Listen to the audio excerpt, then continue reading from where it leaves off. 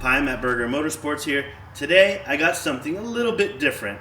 I know you guys are used to the S58Ms, but I got the old school F-Series B58 Gen 1 here. This is equipped with our new JB4 Pro, the Pure 800, the Fuelit B58 billet intake manifold, equipped with port injection, 550cc injectors, the BMS aluminum charge pipe, BMS high output ignition coils, NGK 94201 spark plugs, gapped at 0.022 inches. We also have the CanFlex system, which integrates E85 and low pressure inputs, so we get the best tuning that we need and all the safety systems in place. For the extra fueling that we needed on the low pressure side, we have the Fuelit Stage 3. This also has the B58 TU high pressure fuel pump. With all those mods, we need to make sure we have optimal cooling. So we have the BMS heat shield covering the turbo, so we make sure we have the coolest IATs. It does have the BMS diff brace, so we make sure that everything is steady and planted when we're going off the track and launching hard. Let's go ahead, we're gonna set this to map 2, 20 PSI, and start from there. Let's see how much we can get.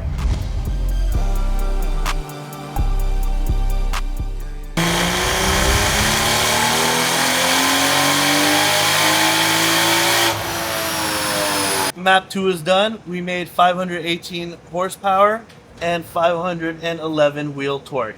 This is a mild map. This is the beginning. This is only 20 PSI. We're on full E85, no timing corrections, everything looks good. So I'm just gonna keep turning it up from here. After we do that, I'll go over the logs with you on a high horsepower map so we could review everything.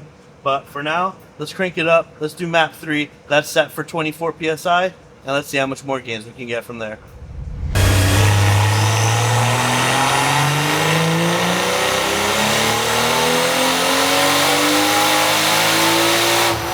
Just like that on map 3, 24 PSI, no timing corrections.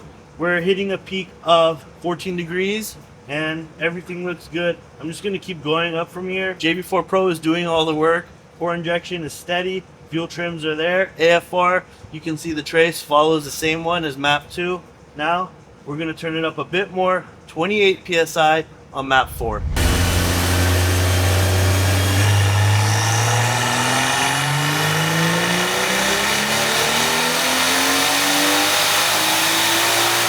Now we're making some jam. We broke the 600 wheel horsepower barrier, making 618 wheel horsepower and 586 wheel torque.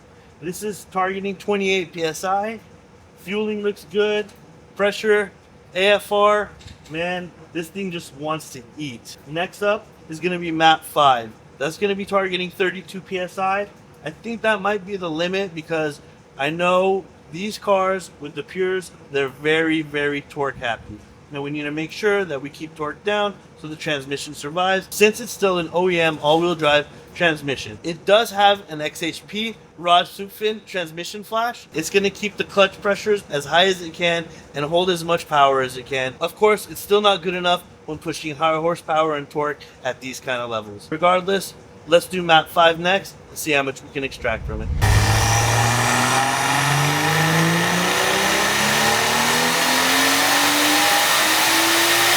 Oh man, so close to 700 wheel horsepower. We're definitely doing runs back to back, so I know this thing is heat soaked. Even though the IATs do look good, it is a hot day. I believe the ambient temperatures, let me check on the dyno, is showing 83 in the log. IAT is at 90, starting at the pull, and going up to 100 at the end. This is 32 PSI, making 690 horsepower and 670 wheel torque.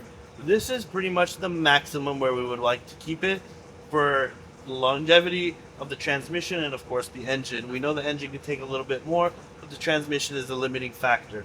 So what I'm going to do is I'm going to make a custom map 6 with a linear profile to keep torque down but horsepower up, and that is what is going to keep everything happy for a kill mode race map. And then once he gets the transmission built, we're going to turn this thing up a lot more. I know this thing can make 750 wheel, but for now, we got to make sure the transmission survives because we just want to have fun.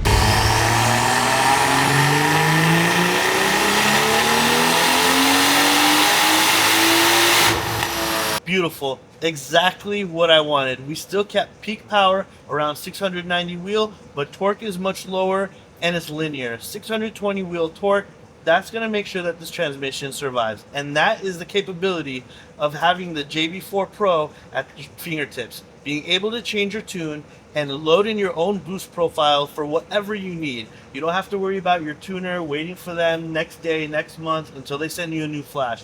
You got everything at the touch of your fingertips to change it on the fly. I was able to do that, and now I'm going to go over log with you guys so you can check out the linear profile between the map 5 and the map 6. So this is the map 6 run. You can see how I have the boost tapering up. We're hitting a peak of 32, 34 psi. I only have that for a little bit up top, but everything is looking good. High pressure fuel, nice and steady.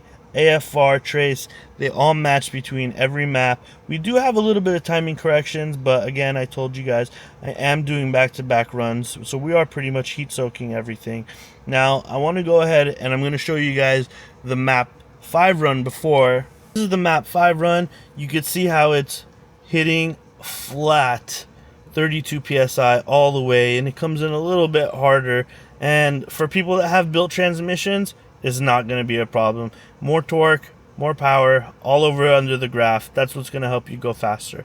But in this case, where you need it the most to make sure that you're going to have fun and actually keep the transmission happy, the map 6 is our go-to. If you need to change your map, it's all loaded right there, easily for you. Let's say you're racing someone and they beat you because you're on map 2. Go ahead, while you're driving, no need to pull over the car, no need to flash. Just like that, switch it to map 4. And there you go, you just made another 100 horsepower right on the fly. And these are the options that I was talking about, where you can go through the basic settings, wastegate positions, change your adaptations, your fuel loop, boost safety, and of course, for rear wheel drive people, which traction is a limitation, we have boost by gear for the first 3 gears. We have special options, the RPM settings and the fuel settings, and the wastegate duty cycle settings. None of these need to be touched. These are just options for anybody that can evaluate their own logs. They're able to change the settings themselves and they know what they're doing. The amazing thing about the JB4 Pro, like I mentioned earlier, you don't have to wait for anybody. And all the logs are right here, set and saved. And the coolest thing is that the JB4 Pro has onboard memory. Let's say you don't have the app open and you just did some pulls and you want to grab the log, download logs, clear memory. It's going to download it into your phone, view it like that. And of course, we can read and delete codes and update firmware all through the phone in the palm of your hand.